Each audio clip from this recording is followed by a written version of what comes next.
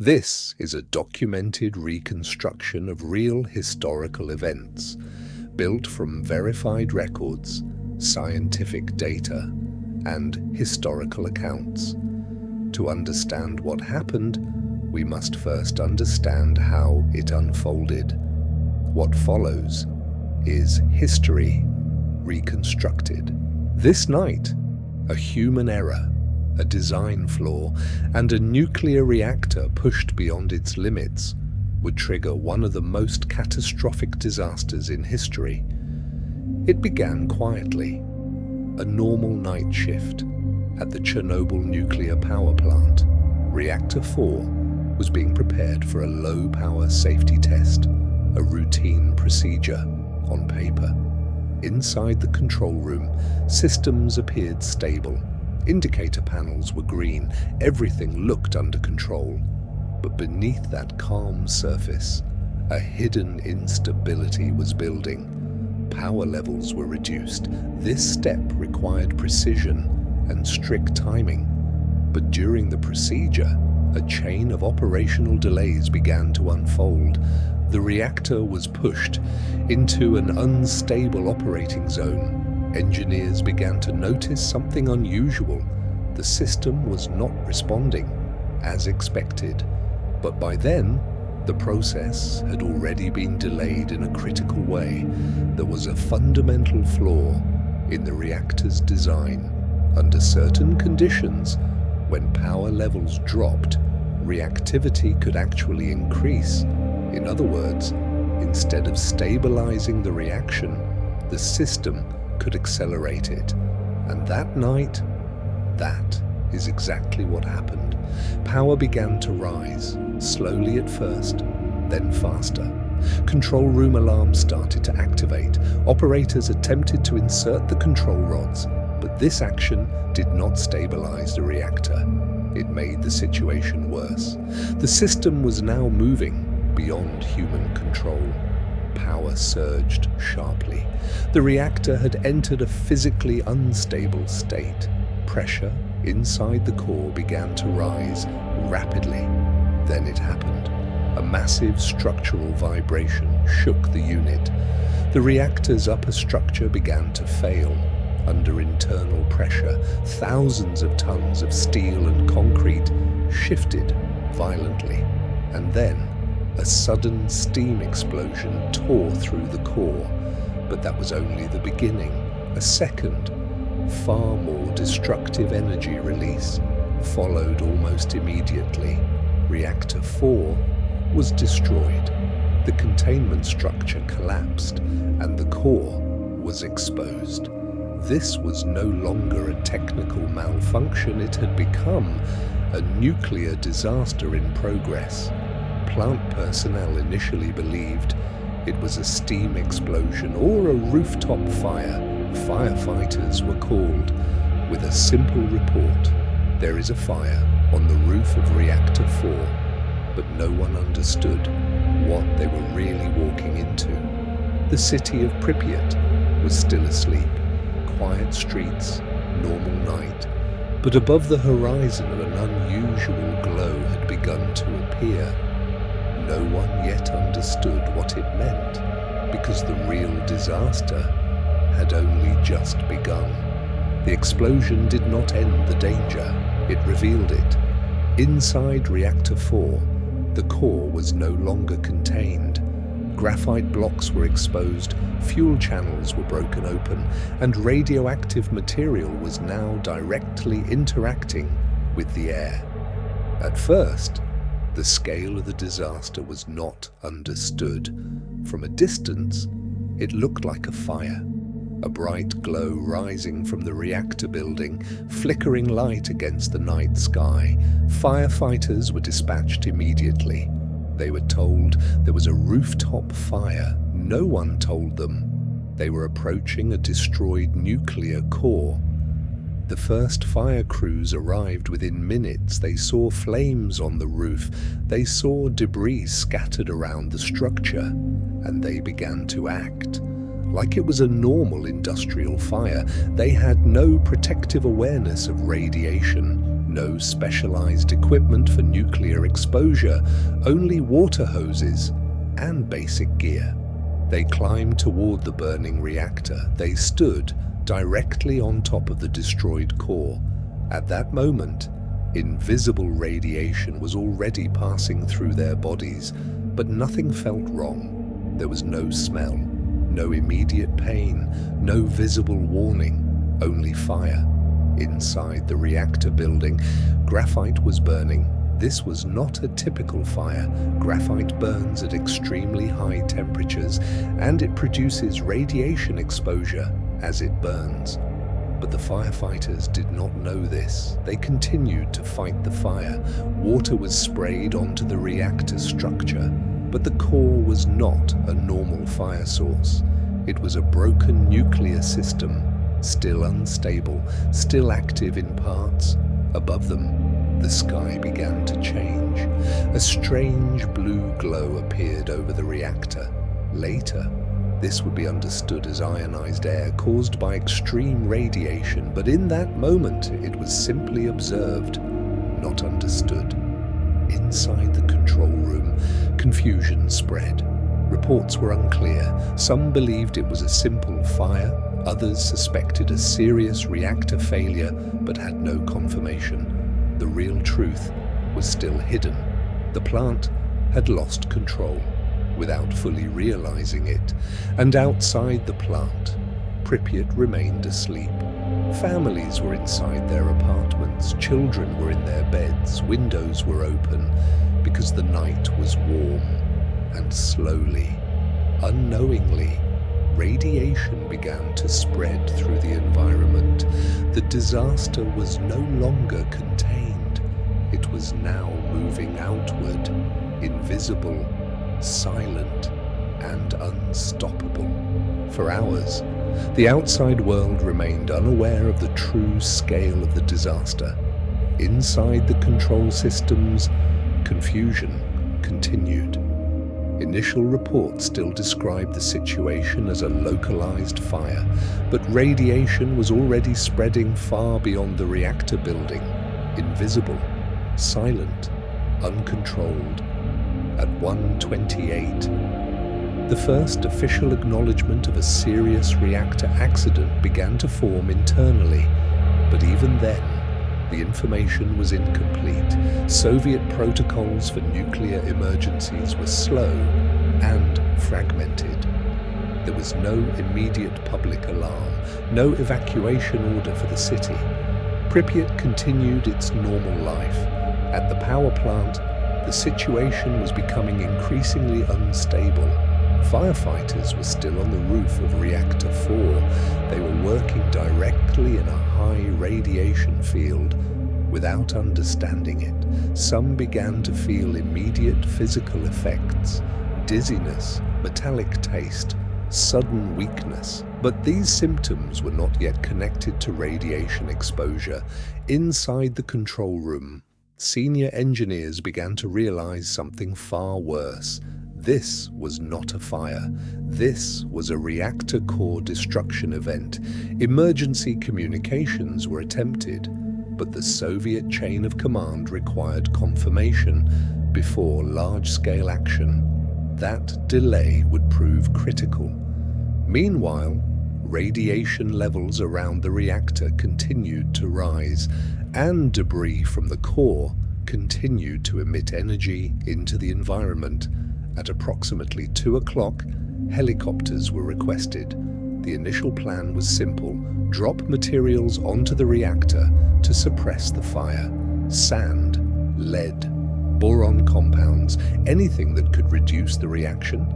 But at this stage, the reactor was no longer behaving predictably. It was not a controlled fire. It was an exposed nuclear core, still producing heat, still unstable. Above the plant, the strange blue glow intensified. Pilots approaching the site later described it as a living light above the reactor, but no one fully understood what they were seeing. On the ground, chaos remained contained within the plant. Outside, Pripyat still slept, and inside those homes, Families remained completely unaware that evacuation would soon become inevitable, but no alarm had been given, no warning had been issued, and time was already running out. Dawn was approaching, but inside the Chernobyl exclusion zone, nothing felt normal. The fire at Reactor 4 was still burning, and radiation levels continued to rise. At first light, the Soviet response shifted from uncertainty to controlled urgency. Helicopters began arriving over the plant. Their mission was simple in concept, but extremely dangerous in reality. They were ordered to drop materials directly into the exposed reactor core: sand, clay, lead, boron mixtures, anything that could suppress the nuclear reaction. From above, the reactor no longer looked like an industrial structure. It looked like a destroyed crater, glowing faintly from within. Each helicopter approached in rotation, flying directly above the open core, exposed to extreme radiation fields. Pilots later described the experience as disorienting. Instruments behaved unpredictably. Visibility seemed distorted. The air itself felt abnormal, but the drops continued. Hundreds of tons of material were released into the reactor. However, the core remained unstable. The materials did not fully seal the reaction. Instead, they interacted unpredictably with the burning graphite and exposed fuel. On the ground, conditions were deteriorating rapidly. Firefighters who had been on the roof began to show severe symptoms of radiation exposure. Some were no longer able to stand. Medical teams were called, but they had no understanding yet of what they were treating. Inside Pripyat, life continued as normal. People woke up that morning unaware that an evacuation decision was already being prepared at the highest level. There was still no public alarm, no official explanation, only silence and growing confusion. At approximately midday, the scale of contamination became undeniable. Radiation levels were now far beyond safe limits, even at significant distances from the reactor. The decision to evacuate Pripyat was finally made, but even then, the process was not immediate. Buses had to be gathered, orders had to be transmitted, and official wording had to be approved. The message prepared for the public was minimal. Residents were told they would be temporarily relocated.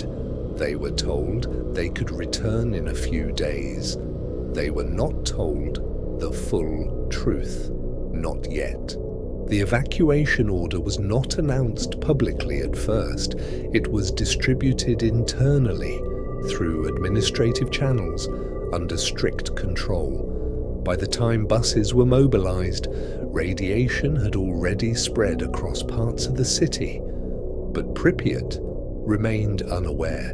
Inside apartments, daily life continued. Breakfasts were being prepared. Children were getting ready for school. People were going to work as usual. There was no sense of urgency, no visible panic, only routine. Outside, buses began to arrive, rows of them, stationed quietly at the edges of the city. No sirens, no official public announcement yet. At approximately 1400, the evacuation process began. Police units went door to door. Residents were told to prepare for temporary relocation. They were instructed to bring only essential belongings, documents, a small amount of clothing, basic personal items, nothing more. Most people believed they would return within days. Some even left windows open, thinking they would come back soon. Inside homes, small details were left behind: food on tables, books open, toys scattered on floors, beds still unmade. Life interrupted mid-sentence. Outside, the buses waited. The first waves of residents began boarding. Families stood silently in lines. No one fully understood the reason for the evacuation, only that something serious had happened. At the power plant, not enough information was given to explain the scale of danger. At the same time, radiation levels outside the immediate plant area were still increasing, but invisible contamination could not be perceived by the population. There was no smell, no sound, no visual signal, only an unseen threat spreading through air and dust. By evening, most of Pripyat had been evacuated, over 40,000 people removed from their homes in a single day. The city was left behind, almost completely intact. Lights still on in some buildings, meals still on tables, schools still open with unfinished lessons. A functioning city, suddenly emptied. As the last buses departed, authorities expected a short-term exclusion. They believed residents would return after decontamination efforts, but scientific reality was already telling a different story. The exclusion zone was not temporary, it was becoming permanent, and inside Reactor 4, the situation was still not fully stabilized. The core was still active in unpredictable ways. The disaster was not over. It was evolving. While Pripyat was being emptied, inside the Soviet system, information control had already begun. The priority was no longer only containment, it was narrative control. Initial reports sent upward described the incident as a localized reactor fire. No mention of full core destruction, no mention of widespread contamination, only a serious but manageable accident. At the same time, radiation detection stations outside the Soviet Union began to pick up unusual readings. In Sweden, at the Forsmark nuclear power plant, workers detected elevated radiation on their clothing.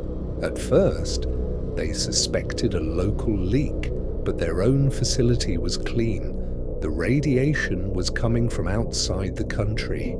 This triggered immediate international attention. As data was analyzed, the pattern pointed toward the Soviet Union, specifically Ukraine.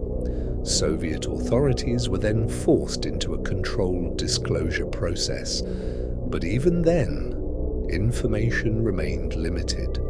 Within internal reports, the phrase Reactor 4 damage was used carefully, without full clarification of the core destruction. Helicopter operations continued over the plant, but conditions were becoming increasingly dangerous. Radiation levels near the core were no longer predictable. Exposure times for pilots were being reduced. Some flights were cancelled altogether. On the ground, firefighters and plant workers were now being treated for severe radiation exposure. Hospitals in nearby cities began receiving patients with unexplained symptoms: vomiting, burns without external heat, sudden collapse. Medical staff initially could not identify the cause. Inside Pripyat, the evacuation was complete, but the city itself had not yet been sealed. Doors were left open, windows remained unsealed, personal belongings were untouched. The environment was now contaminated, but not controlled. And as night fell again, the scale of the disaster began to move beyond national boundaries. What had started as a reactor accident was now becoming an international nuclear event. As evidence accumulated outside the Soviet Union, pressure began to build. What had been treated internally as a contained incident could no longer be hidden. International radiation data was now consistent and undeniable. The source was clearly Chernobyl. Inside the Soviet leadership, a decision had to be made. Continue minimizing the event or acknowledge the scale of the disaster. At the highest level, briefings were finally delivered to senior officials. The reality could no longer be avoided. Reactor 4 had suffered catastrophic destruction. The core was exposed, and radioactive material had been released into the environment on a massive scale. Mikhail Gorbachev was informed directly. At first, even the internal report struggled to fully describe the situation. The language used remained cautious, fragmented, and bureaucratic, but the implications were clear. This was no longer a technical accident, it was a national crisis with global consequences. Meanwhile, at the site itself, conditions continued to deteriorate. Radiation levels near the reactor remained extremely high. Helicopter crews continued limited operations, but risk levels were escalating. Some pilots began reporting acute symptoms after short exposures. Ground personnel faced similar conditions. Hospitals became overwhelmed with cases they could not properly diagnose. Specialized treatment for radiation sickness was still limited in availability and understanding. Inside Pripyat, the city remained empty, but it was not safe. The contamination had already settled into the environment. Dust, soil, water systems, everything was now part of the affected zone. At the political level, the Soviet government prepared its first public statement. It described the situation as an accident with localized consequences. No mention was made of full core destruction, no mention of international spread, but by now, that version of events was already being contradicted by external data. The truth was leaking out faster than it could be controlled, and for the first time, the scale of the disaster was becoming politically uncontainable. By now, the scale of the disaster could no longer be contained within official statements. International pressure intensified rapidly. Radiation data from multiple countries confirmed the same conclusion. A massive release had occurred, and it was still ongoing in its environmental effects. The Soviet government was forced into a new phase of response. This time, it was not only about information control, it was about physical containment on a national scale. Within days, a large-scale mobilization began. Specialized military units were deployed. Their mission was not only to manage the reactor site, but to begin long-term containment operations. These personnel would later be known as the liquidators. Hundreds of thousands of people were brought into the response effort. Soldiers, engineers, miners, firefighters, civil defense workers. Many of them were given limited information about the risks involved. They were told the situation was dangerous, but manageable. In reality, they were being sent into one of the most contaminated environments on Earth. At the reactor site, radiation levels remained extremely high. Some areas were still too dangerous for extended human presence. Robotic systems were deployed for cleanup, but many failed due to intense radiation damaging their electronics. As a result, humans were forced to take over tasks that machines could not complete. Debris removal, roof clearance, radiation mapping, containment construction, every task carried extreme risk. Meanwhile, efforts continued to stabilize the reactor remnants. A large containment structure was planned, designed to isolate the destroyed core from the environment. This structure would later become known as the sarcophagus.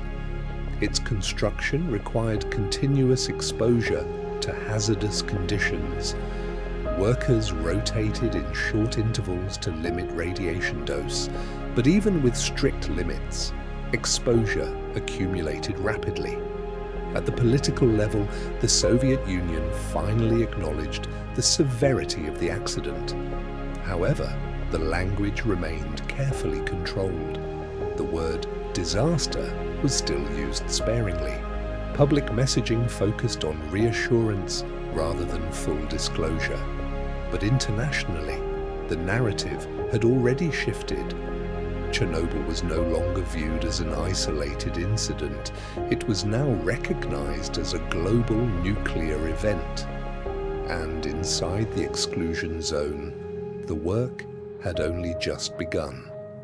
The consequences would last not for days, but for decades. As containment efforts intensified, the reality on the ground became increasingly harsh.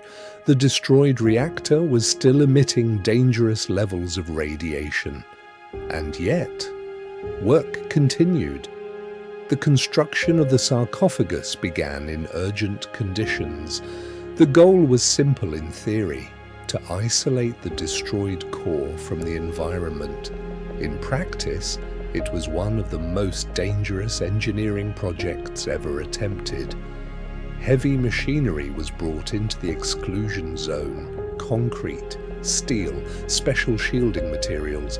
Everything was transported under radiation exposure conditions.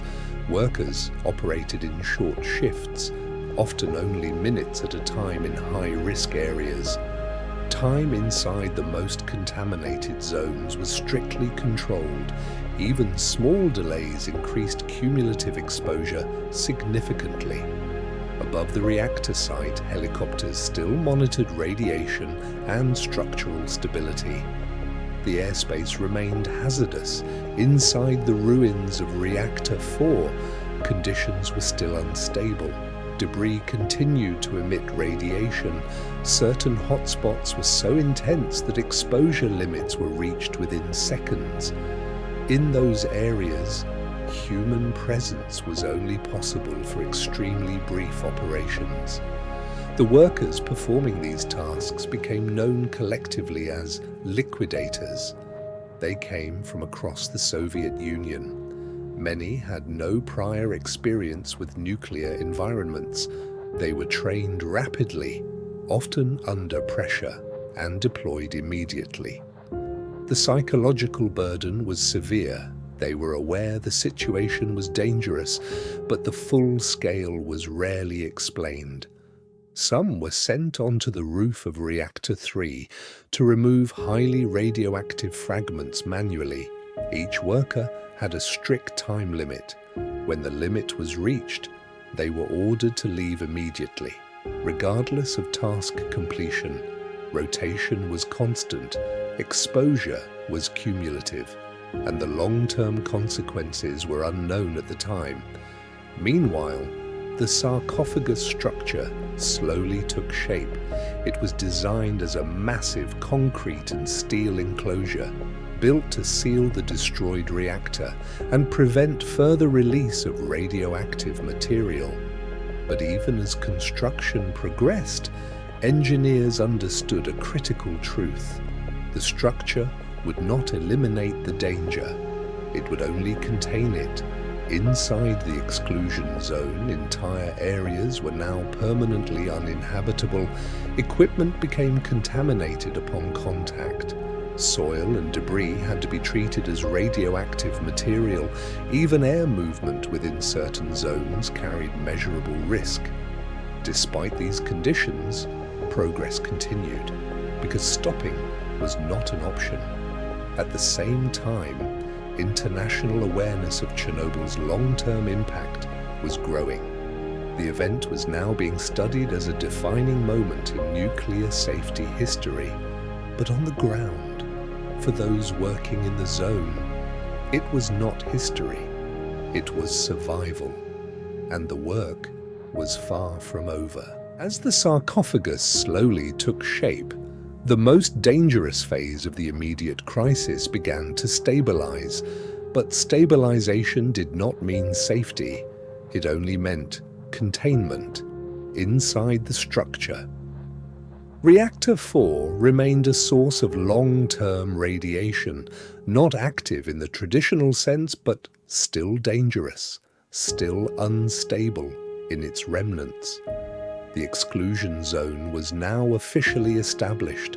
Entire regions around the plant were declared uninhabitable, and they would remain so for decades. Liquidators continued their work until exposure limits, forced rotations, and long-term withdrawal.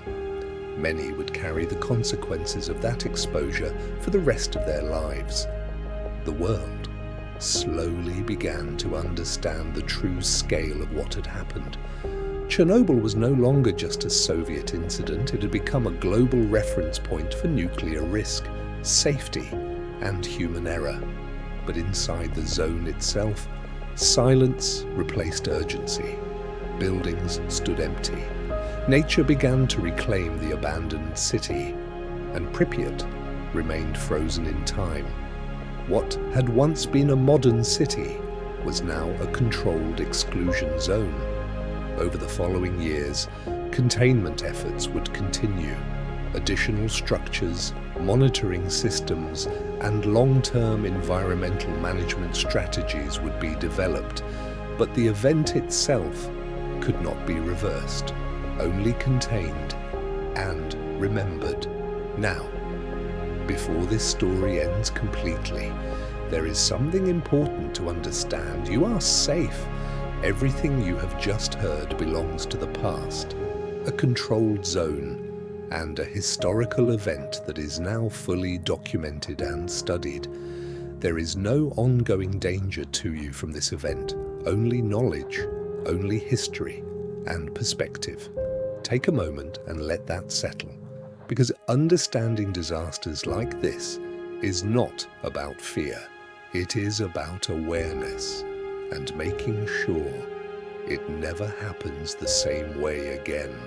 What remains is no longer the event itself, but its consequence, a record shaped by loss, containment, and time. The world moved forward, but it did not forget, and neither should we, because understanding what happened is how we prevent it from repeating.